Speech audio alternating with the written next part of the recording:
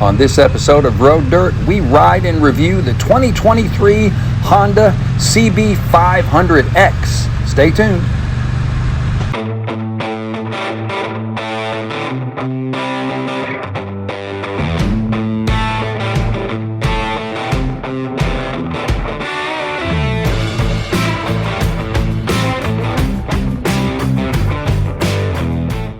Hey, this is Rob with Road Dirt, and this is the 2023 Honda CB500X adventure bike. And we've had the opportunity to ride this for, I guess, about a month or so. And honestly, I've really enjoyed it. And that's not just for the video review. Because I'll be honest with you, I am not personally a super fan of the adventure bike category. One, I've not really done a lot of dirt riding in my life since I was a kid, and I was never properly trained as a kid, just given a mini bike, sent off into the woods.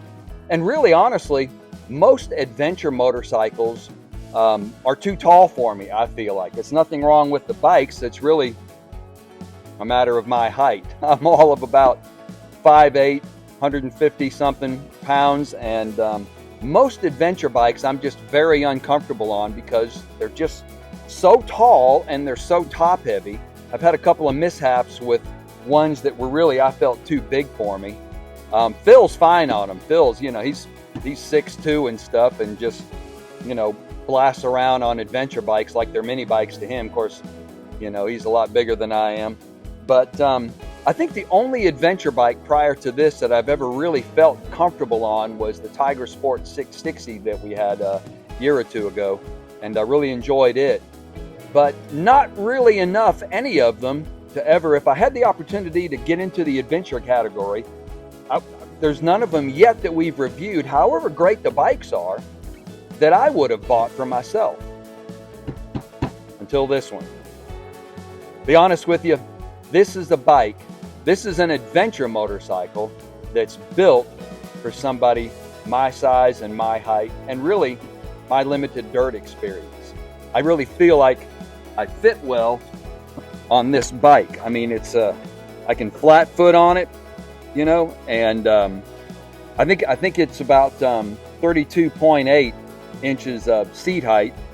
The bike weighs about, I want to say about 440 pounds or so, fully fueled, fully fluid, and ready to roll, and carries its weight really well, even though it's got a large tank. From the very first time I hopped on this bike and when I went to pick it up and took off on it, I breathed a sigh of relief because I was like, feeling like finally an adventure bike that I think I'm comfortable on, you know, at a price point that if I ever got into adventure riding, I could afford this. I really could. And great motorcycle. I mean, it's really got their popular mill in it, a popular engine that they put in several of their bikes in their lineup. It's I think I want to say it's a 471cc inline twin, and parallel twin actually, and you know, the ride height is just great. This one here is kitted out with you know, with accessory engine guard up front, really super nice bags. I mean, these bags are fantastic, these hard cases here. It's got a 12-volt adapter up in here that they've put on it as well. And some really cool grab rails and mounting brackets, obviously for the bag. They kitted it out for us nicely. And Phil and I both have ridden it. And Phil feels like a monkey on a mini bike, but pretty much he feels like a monkey on a mini bike, anything below 700 cc's. And yet the times I've ridden it, mostly on the road, we've done some dirt with it. I've had a great time with it and really feel comfortable on it. And so we're going to take you on a little loop with us. Some of the ride footage of Phil on it, some of the ride footage of me, some commentary along the way. Most of it on road because, to be honest with you, this is more of a sport adventure bike, emphasis on sport, than a really hardcore off-roading machine. Although, from what I understand, it's a bit of a cult favorite with some in a segment in the adventure bike category of people that really love this bike and will do just about anything with it. But we'll do a little bit of dirt with it also. just because, at least from my standpoint, I'm kind of limited in the dirt, want to get better at it. Bill's more of the dirt guy. He grew up racing MX as a kid. So we'll take you for a ride on it and give our impressions. So let's go.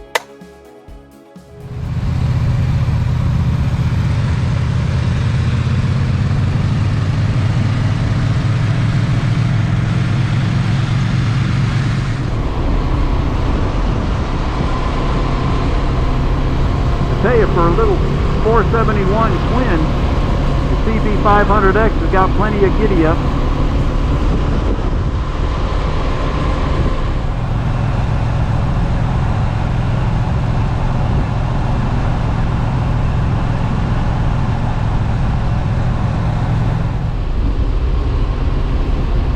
Six-speed gearbox, buttery smooth.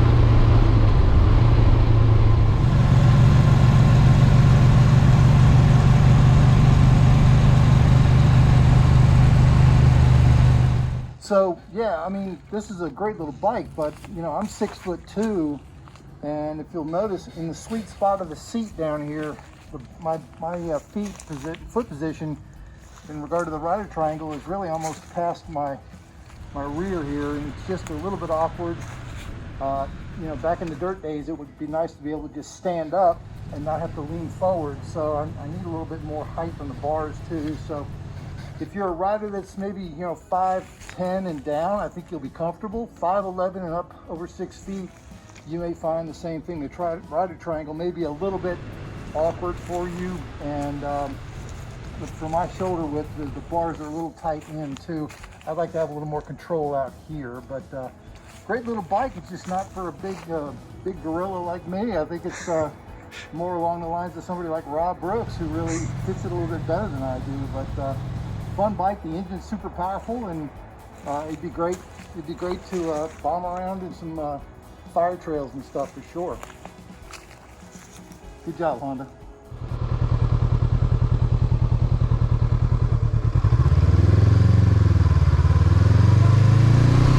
So I've been practicing some dirt riding skills.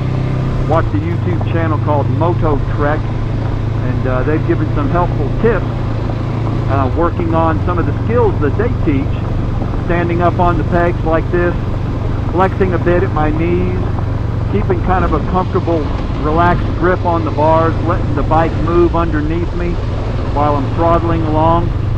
And good practice out here just on some of these Georgia dirt roads.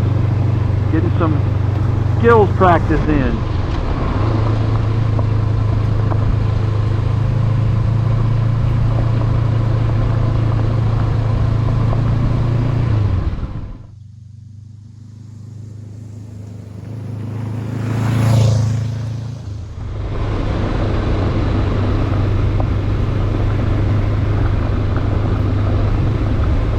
Rolling along nicely, letting the bike move. Geez, it's getting kind of remote out here. Maybe I need to turn around here shortly and find a place to do that.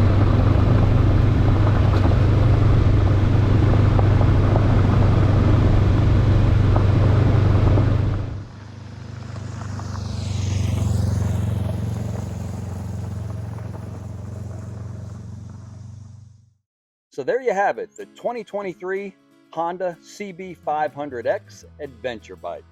We've certainly enjoyed it. I know I have. You know, when you think about adventure bikes, you think about all kinds of traction control modes, all kinds of ride modes, adjustable ABS, multiple switchable levels, things like that. This one's got none of that. It does have ABS, but your traction control and your ride modes are right there at your wrist and at your levers. And you know what? What else do you really need? You know? I mean, we haven't needed anything else. I've thoroughly enjoyed just getting out, throttling around on it, getting my feet a little more used to the dirt again.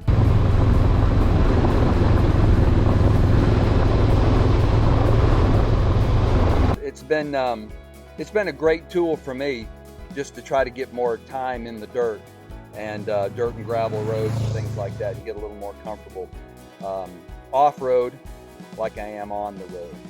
And it's the perfect bike for it. I mean, I would kit it out I've got a little top bag right here, a couple different kinds.